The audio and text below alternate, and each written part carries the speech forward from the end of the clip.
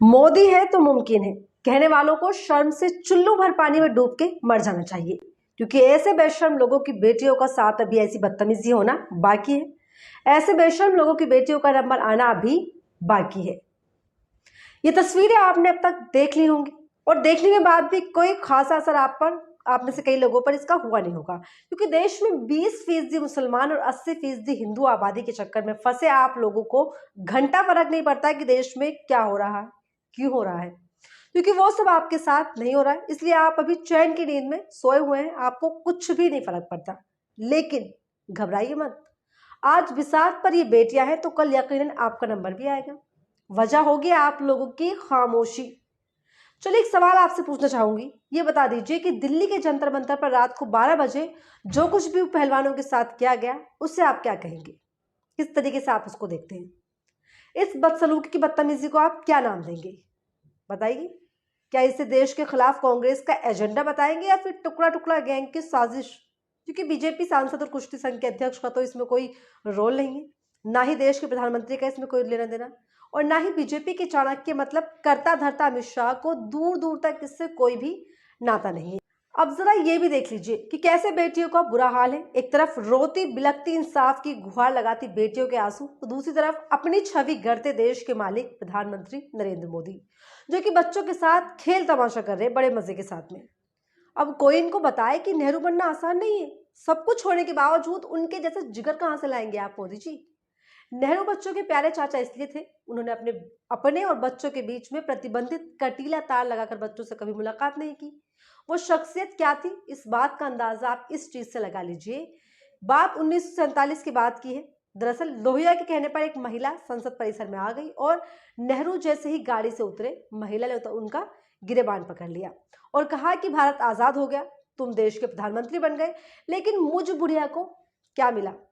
इस वक्त पूर्व प्रधानमंत्री नेहरू का जवाब था, आपको मिला है कि आप देश के प्रधानमंत्री का गिरेबान पकड़कर खड़ी हैं।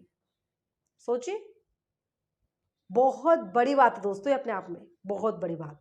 आज आप ये करना तो बहुत दूर की सोच, आप मतलब उसको सोच भी नहीं सकते, तसव्वुर भी नहीं कर सकते आप इसका। जानते हैं क्यों? क्योंकि दुनिया के सबसे बड़े लोकतांत्रिक देश को आप लोगों ने तानाशाह देश में तब्दील कर दिया है, जहां पर सिर्फ बोलने पर ही आपको देशद्रोही करार दे दिया जाता है। बहुत दूर की बात है, और कुछ आप करेंगे तो गिरेबान पकड़ना तो आप बिल्कुल भूल ही जाइए।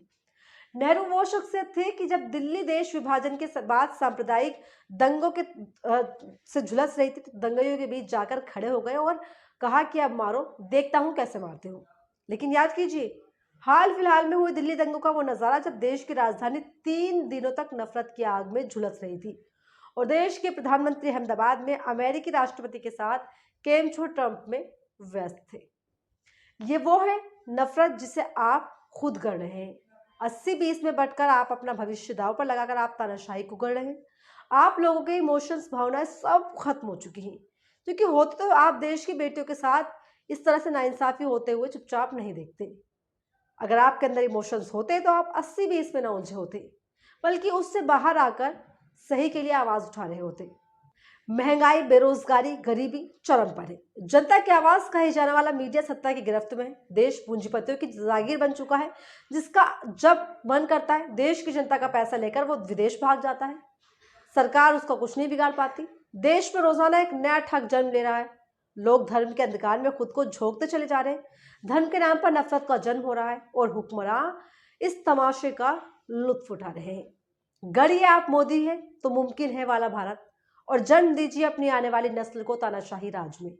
खत्म करूंगी चंद लाइनों के साथ में, गौर फरमाइएगा। जलते घर को देखने वालों, फूस का छप्पर आपका है, आपके पीछे तेज हवा है, आगे मुकद्दर आपका है। उस कत्ल पे मैं भी चुप था, मेरा नंबर अब आया, मेरे कत्ल पे आप भी चुप हैं, अगला नंबर आपका है। नमस्कार। एन न्यूज़ साथ सच का।